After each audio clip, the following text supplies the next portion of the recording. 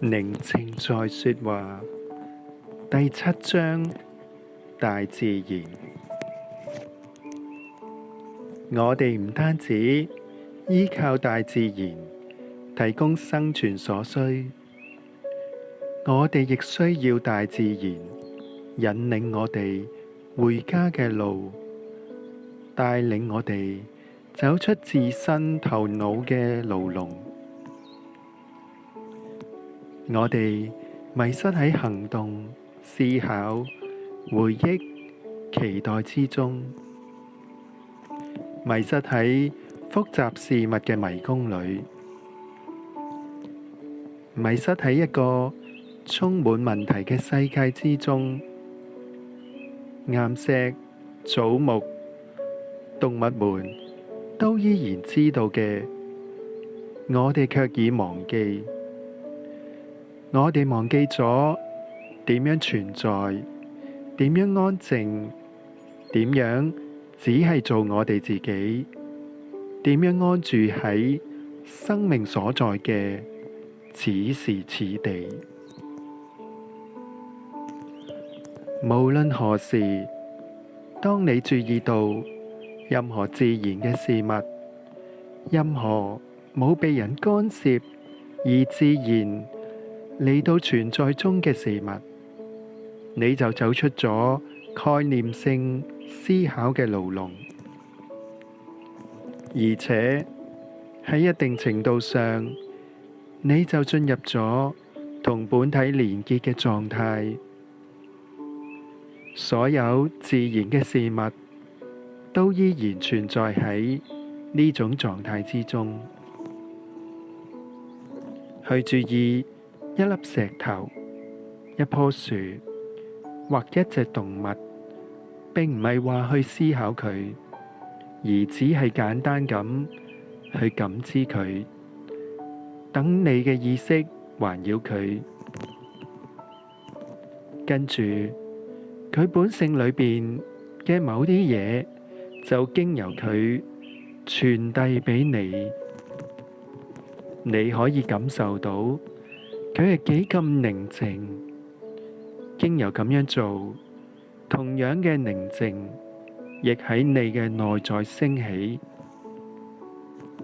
你感受到佢係咁安住喺本體之中，完全同當下發生嘅一切合一，同當下所在之處合一。藉住意識到呢一點，你亦嚟到咗內在深處嘅休憩之地。當你喺大自然中散步或休息嘅時候，以你嘅全然存在嚟向呢個場域表示敬意啦。安靜落嚟，睇、聽每一隻動物，每一棵樹木都係咁安然自在。同人類唔同，佢哋冇將自己分裂成兩半，佢哋唔係靠住頭腦中嘅自我形象而活，所以佢哋唔需要總係試圖保護或加強呢啲形象。麋鹿係佢自己，水仙係佢自己，大自然中嘅萬物不但同佢哋自己合一，亦同整體合一。佢哋冇令自己脫離整體嘅網，冇宣稱一個分離嘅存在，我同除咗我之外嘅宇宙。對大自然嘅凝視，可以令你從我呢個大麻煩製造者之中解脫出嚟。留意大自然眾多細微嘅聲音，風中嘅樹葉沙沙，雨滴叮咚落下，蟲兒嗡嗡咁叫，黎明時候雀仔嘅叫聲，讓自己投入咁去傾聽。喺呢啲聲音之下，有某種更偉大嘅嘢，一種無法通過思考理解嘅神聖。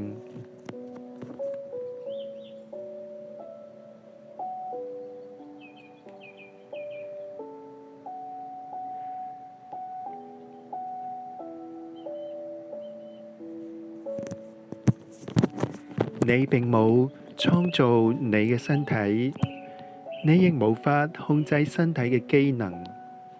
一個比人類頭腦更偉大嘅智性喺度運作住，正係呢個同一個智性喺度支撐住整個大自然。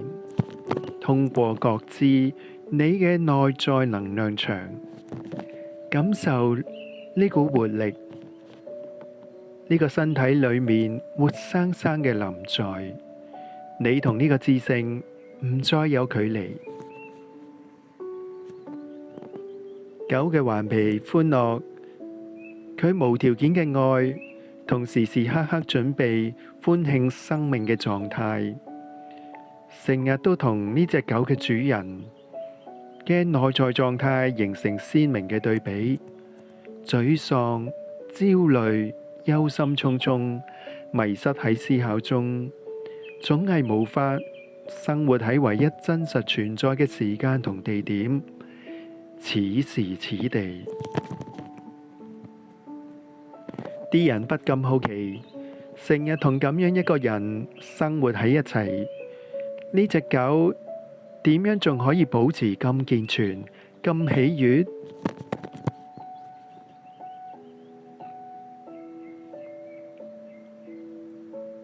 當你只係通過頭腦、通過思考嚟感知大自然，你無法感受到佢嘅活力、佢嘅存在。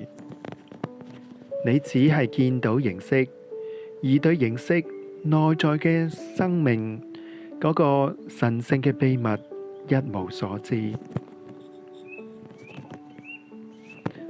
思想將大自然貶低為喺度追逐利潤、獲取知識或追求其他功利性嘅目的嘅過程中可以利用嘅商品。古老嘅森林變成木材，雀仔成為咗一個研究項目，山脈成為咗俾人開創或征服嘅嘢。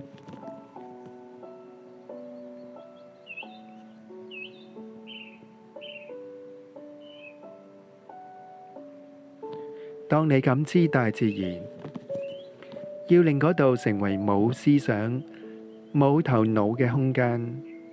當你咁樣接近大自然時，佢會俾你回應，並參與到人類嘅進化同行星意識嘅覺醒中。留心睇下一朵花係幾咁臨在，幾咁對生命臣服。嗰棵你喺屋企養嘅植物，你係咪曾經真正望過佢？你係咪曾經讓呢個既熟悉又神秘嘅存在，呢個俾我哋稱為植物嘅嘢，教導你關於佢嘅秘密？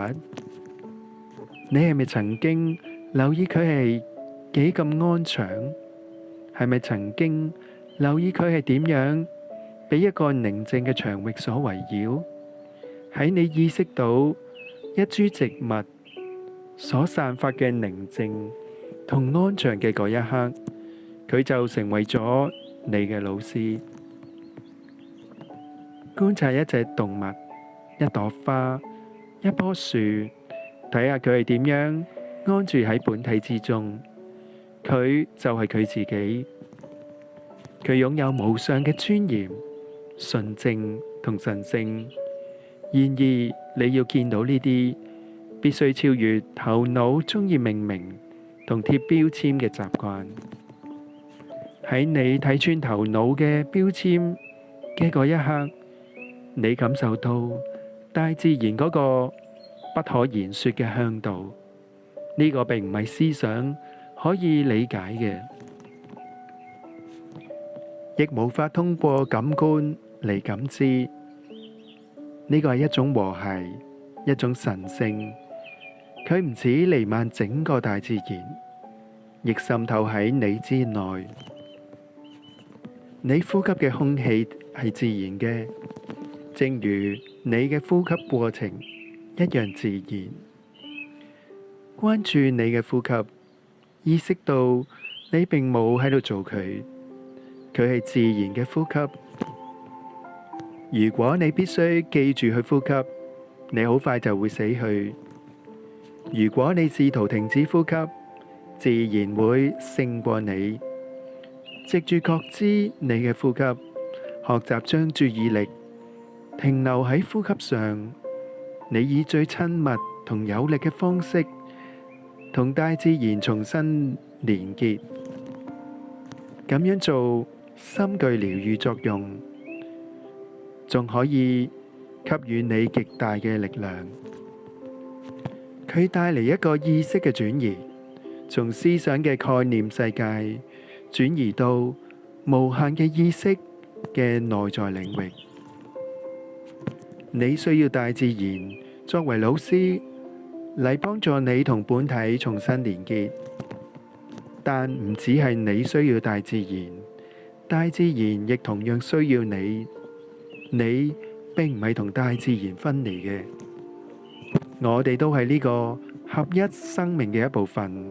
呢個生命喺整個宇宙顯發出無數有形之物，每一個有形之物都彼此緊密相連。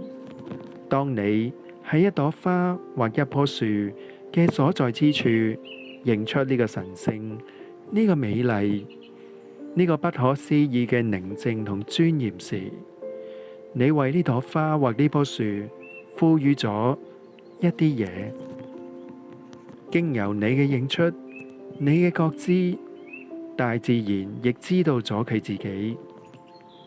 佢通過你知道咗佢自己嘅美麗同神聖。一個巨大嘅靜默空間，將整個大自然湧入佢嘅懷抱裏，佢同樣亦擁抱住你。只有當你內在充滿寧靜嘅時候，你先至可以進入嗰個岩石、草木同動物所棲身嘅寧靜場域。只有當你嘅嘈吵嘅頭腦平息落嚟嘅時候，你先至可以同大自然喺一個更深嘅層面上連結。你先至可以超越嗰個過度嘅思考製造嘅分離感。思考係生命進化嘅一個進程。喺思想出現之前，大自然存在喺純粹嘅寧靜之中。樹木、花朵、雀仔、岩石對佢哋嘅美麗同神聖毫無覺知。當人類開始變得寧靜，佢哋超越咗思想，喺超越思想嘅寧靜之中，增添咗一個知道嘅嚮導，一個覺知嘅嚮導。